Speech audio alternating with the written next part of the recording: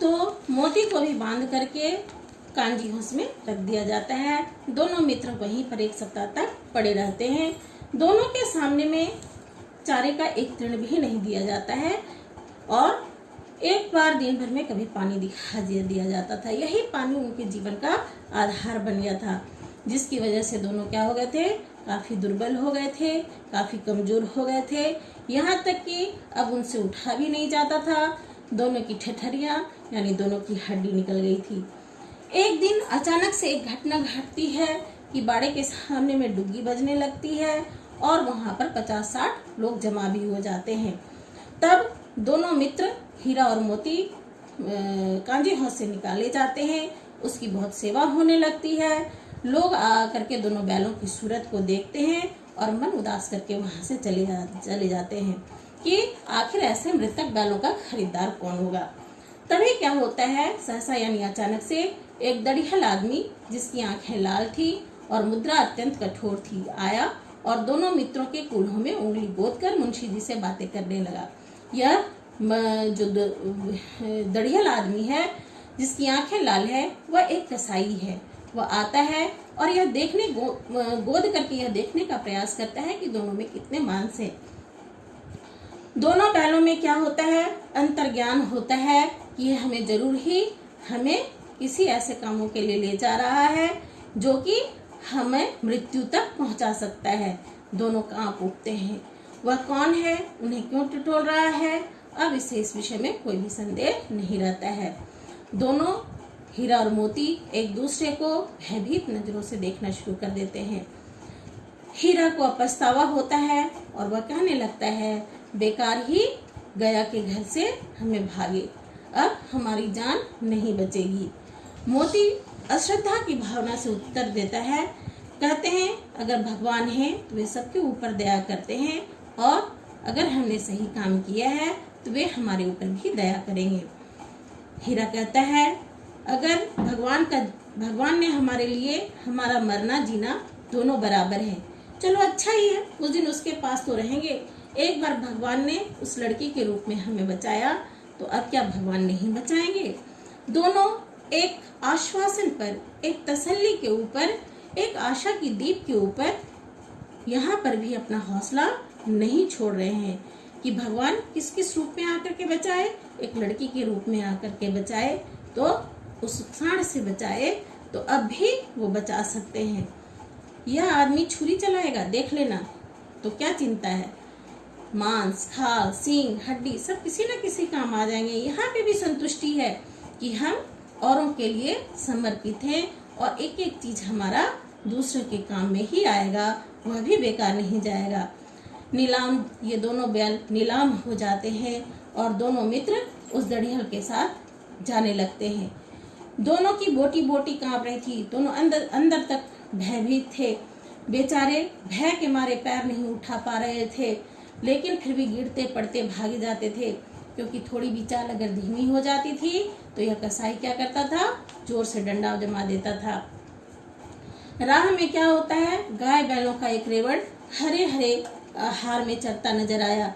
तब सभी जानवर प्रसन्न थे, चिकने चपल, कोई उछलता था, कोई आनंद से बैठा पागुल करता था।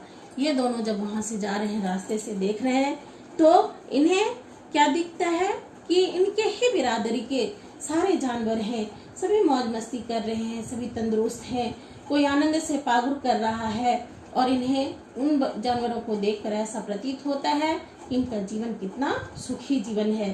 पर कितने स्वार्थी हैं सब, किसी को चिंता नहीं कि इनके दो भाई बधिक के हाथ पड़े कैसे दुखी हैं। देखो यहाँ पर फिर एक बड़ा ही सारगर्भित बात बोला गया है कि कितने स्वार्थी हैं सब। यहाँ जितने भी लोग हैं, इसके माध्यम से लेखक ने यह बताने की कोशिश की है कि जब हमारे ऊपर आफत आती है तो हम सोचते हैं कि हमारी रक्षा के लिए हर कोई एकत्रित हो, हर कोई में संगठन हो, लेकिन ऐसा होता नहीं है। हर कोई अपने व्यक्तिगत स्वार्थ के लिए जी रहा है। अगर संगठन की भावना आ जाए तो कहीं पे भी दिक्कत नहीं होगा और यही इन पशुओं के साथ भी हो रहा है। कोई भी परेशान नहीं हो रहा है कि ये दो बैल जो इस तरीके से जा रहे हैं उससे उन्हें मुक्त किया जाए, बल्कि हर कोई अपने अपने तरीके से अपनी जिंदगी का आनंद उठा रहा है। सहसा दोनों को ऐसा मालूम हुआ कि यह रास्ता शायद परिचित रास्ता मिल जाता है और सोचता है कि इसी रास्ते से उन्हें ले जाया गया था। वही खेत मिलने लगा, वही बाग मिलने लगा, वही गांव मिलने लगे और जब सब कुछ अपना सा लगने लगा तो इनकी चाल में तेजी आ गई। सारी थकान गायब हो गई, सारी दुर्बलता गायब हो गई और ये कहते हैं लो अपना ही हार आ गया, यानी झूरी का घर आ चुका था। जहाँ ये बांधे जाते थे वो हार भी इन्हें दिखने लगता है। इसी कुएं पर हम पुर चलाने आया करते थे। यही कुआं है, यहीं पर ये लोग हल बैल जोतने के लिए आया करते थे और सब कुछ अपना अपना सा प्रतीत होने लगा। घर नगीच आ गया, देश शब्द यानी सामने में आ गया। हीरा बोलता है कि चलो भगवान की दया से अब अपने घर के पास है। मोती कहता है मैं तो अब घर भागता हूँ। हीरा कहता है यह जाने देगा? मोती कहता है इसे मैं मार गिराता हूँ। कहता है नहीं, दौड़कर थान पर चलो, वहां से हम आगे न जाएंगे। योजना बनती है थान पर तक जाने की। दोनों में ऐसा लगता है कि दोनों बछड़े की भांति कुलेले करते हुए अपने घर की ओर दौड़ पड़ते हैं और जहाँ इनका थान है दोनों जाकर के वहाँ खड़े हो जाते हैं। दड़ियल भी पीछे पीछे जाता है और इसके वहाँ जाकर के इन बैलों को देखने लगता है। देखता क्या है, झूरी दरवाजे पर बैठा है और बैलों को जैसे ही देखता है बारी बारी से गले लगाने लगता है। इन तीनों मित्रों की आंखों में आनंद के आंसू बहने लगते हैं। एक झूरी का हाथ चाट रहा है। तीनों में जो अपनेपन की भावना है, जो मित्र की भावना है, फिर यहाँ से झलक उठती है। इन दोनों को बैलों को लगने लगता है कि हमें अपना घर मिल गया है। लेकिन तभी क्या होता है, दड़ियल वहाँ आ जाता है और दोनों बैलों की रस्सियों को पकड़ लेता है। झूरी कहता है ये मेरे बैल हैं। ये कसाई कहता है कि तुम्हारे बैल कैसे हैं, क्योंकि मैं तो इसे मवेशी खाना से नीलाम करते हुए लेकर के आ रहा हूँ। झूरी कहता है कि मुझे तो ऐसा लगता है कि तुम कहीं से इसे चुरा करके ला रहे हो। चुपके से चले जाओ, मेरे बैल हैं, मैं बेचूंगा तो बिकेंगे। किसी को मेरे बैल नीलाम करने का कोई अधिकार नहीं है। दड़ियल कहता है कि मैं जा करके थाने में रिपोर्ट करा दूंगा। झूरी कहता है मेरे बैल हैं, इसका सबूत यह है कि यह मेरे द्वार पर खड़े हैं। उसके बाद दड़ियल काफी झल्ला जाता है और बैलों को जबरदस्ती पकड़ करके ले जाने के लिए बढ़ता है। लेकिन मोती में फिर से वही क्रांति की भावना आ जाती है और वह सींग चला देता है। दड़ियल पीछे हट जाता है, मोती उसका पीछा करने लगता है। दड़ियल वहां से भागता है, मोती उसे दौड़ाना शुरू करता है।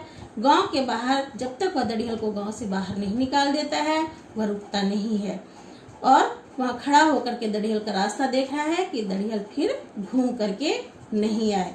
दड़ियल दूर खड़ा ही धमकियां दे रहा है, गालियां निकाल रहा था, पत्थर फेंक रहा था और मोती क्या कर रहा था, किसी विजयी शूर की तरह, किसी वीर की भांति उसका रास्ता रोक करके खड़ा था और गांव के सारे लोग इस तमाशे को देख रहे थे।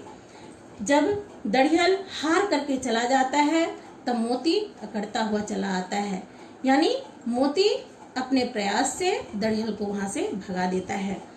हीरा कहता है मैं डर रहा था कि कहीं गुस्से में आकर मार न बैठो। हीरा आशंकित है कि कहीं मोती उसे मार न बैठता।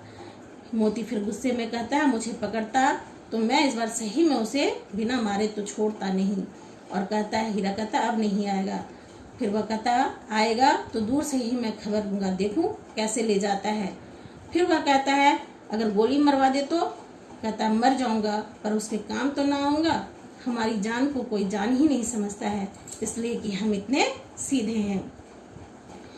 जरा देर से नादों में खली भूसा चौकर और दाना भर दिया गया और दोनों मित्र खाने लगे।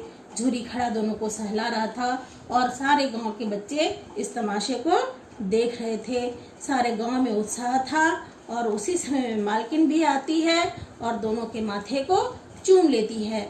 तो पूरी घटनाक्रम में हम देखते हैं कि किस प्रकार से कांजी हाउस एक जेल खाना है और उसमें किस तरीके से ये दोनों बैल विद्रोह करते हैं, साहस नहीं खोते हैं और अंततोगत्वा अपने घर में आ जाते हैं।